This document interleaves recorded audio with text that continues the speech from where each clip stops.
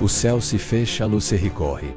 O tempo parece suspenso entre um batimento e outro. E então, do centro da cruz, surge uma pergunta que não busca resposta imediata, mas revela um mistério. Meu Deus, por que me abandonaste? Esse não é apenas um grito que atravessa o ar, é um portal. Uma frase que rasga o véu entre o visível e o invisível. Entre o humano e o divino, entre a fé sentida e a fé provada no silêncio. Nada nessa fala é acidental. Ela não foi apagada, não foi suavizada, não foi escondida. Foi preservada como se fosse uma chave perigosa, dessas que só se entregam a quem aceita descer às profundezas. Se a Escritura tivesse a intenção de apresentar um Messias distante da experiência humana, essa frase não estaria ali, mas ela está e permanece. Porque o caminho espiritual verdadeiro não ignora o abismo, ele o atravessa. Os evangelhos relatam que Jesus bradou em alta voz palavras que soaram estranhas aos ouvidos dos que estavam ao redor. Eloi, Eloi, lama sabachthani.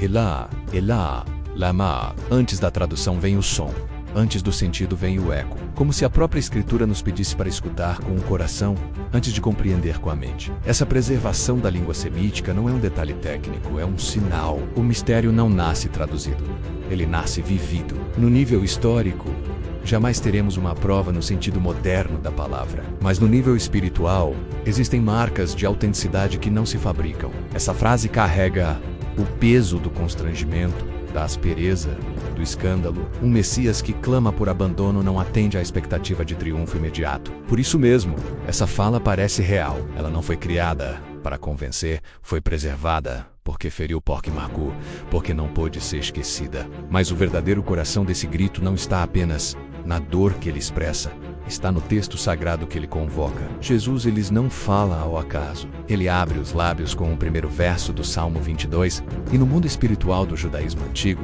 citar o início era evocar o todo, era acender uma chama que iluminava o caminho inteiro. O Salmo começa no abandono, atravessa a humilhação, o escárnio, a exposição, a sensação de estar cercado e desprotegido, e termina em confiança, louvor e restauração. A cruz então não é o fim do salmo, é o meio da travessia. Nesse instante, Jesus não apenas sofre, ele revela. Ele mostra que o caminho do justo passa pela sensação de ausência, pelo silêncio que testa a alma, pela noite onde Deus não é sentido, mas ainda é invocado. E há algo profundamente místico nisso.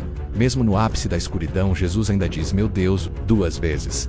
A relação não se rompe. O que se dissolve é a percepção, não a presença. O detalhe linguístico aprofunda ainda mais esse mistério. O salmo em hebraico diz lama sabachthani, mas o evangelho preserva o aramaico sabachthani. O hebraico é a língua do altar, da estrutura, do rito. O aramaico é a língua da vida comum, da casa, do chão, do corpo. Isso revela algo sutil e poderoso.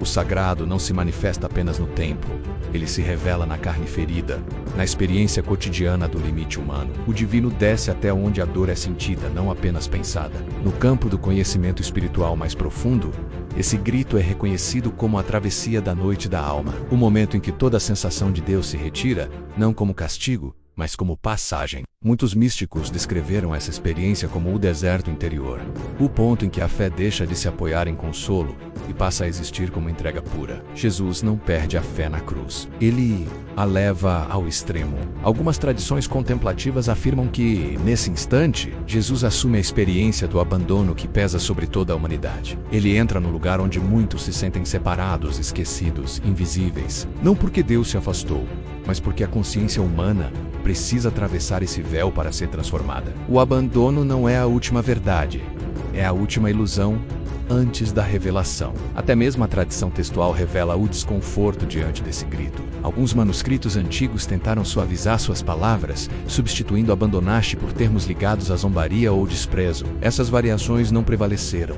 mas sua existência mostra que essa frase sempre foi um ponto sensível. Ela não se encaixa facilmente em discursos prontos. Ela exige silêncio, contemplação, maturidade espiritual. O que essa fala revela, acima de tudo, é que a Escritura não propõe uma espiritualidade superficial. Ela não promete ausência de dor.